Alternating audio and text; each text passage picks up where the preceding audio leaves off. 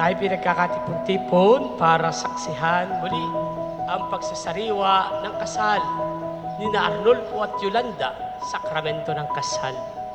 Isang biyaya ng Diyos ang ipinagkaloob sa kanila at sa buong pamilya na sila'y nagdiriwang ngayon ng kanila ika-50 taong sikat ng kanilang pagmamahalan at katapatan sa isa't isa.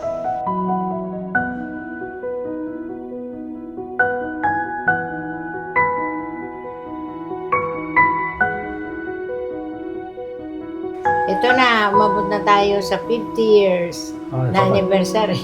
Salamat naman sa Diyos.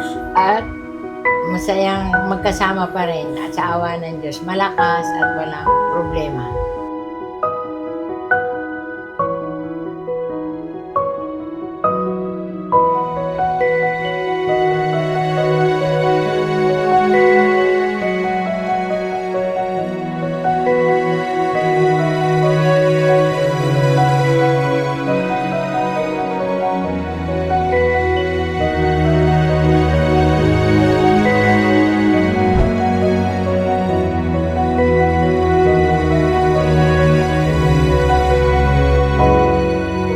Very happy.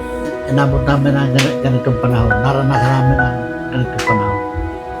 Masayang magkasama, walang anumang nararamdaman sa katawan, at makita ko ang mga anak ko at ang kanilang pamilya na masaya.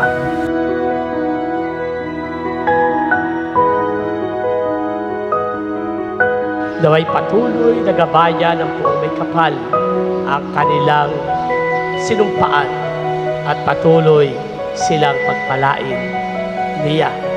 Hindi lamang ngayon, hanggang sa mga darating pang mga araw at buhay, naway sila'y maging matatag at makapagdiwang pa ng maraming wedding anniversaries ng inyong pagsasama bilang mag-asawa.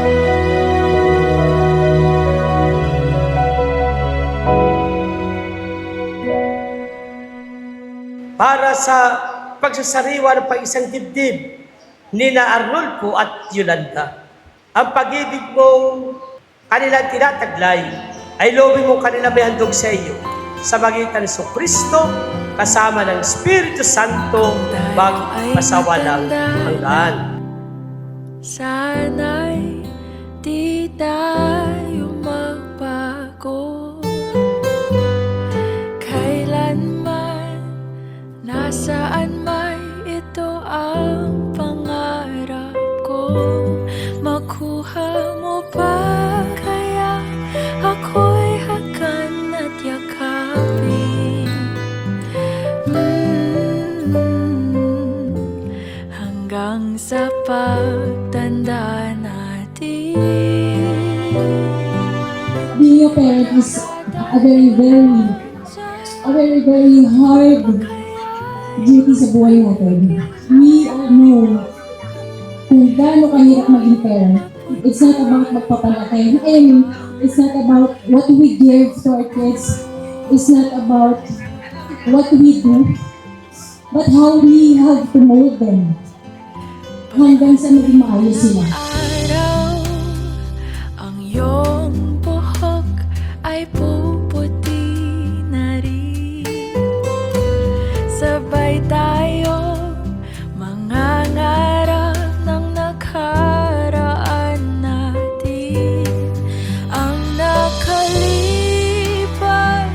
ay ibabalik natin. Ipapaalala ko sa'yo. Thank you po sa inyo dahil napaka-everlasting ng love and sacrifice niyo po sa pinili po sa aming kapatid. Thank you po sa understanding na napakaraming taon na naman nakita naman po namin yung hirap na pinagdaanan niyo. Buhok ko.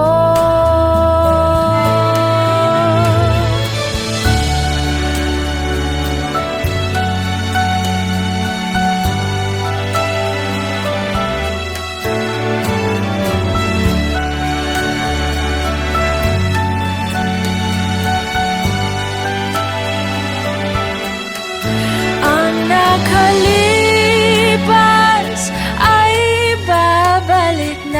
mahal na mahal kita. Salamat na marami. Sana huwag kang magbabago. Ipapaalala ko sa'yo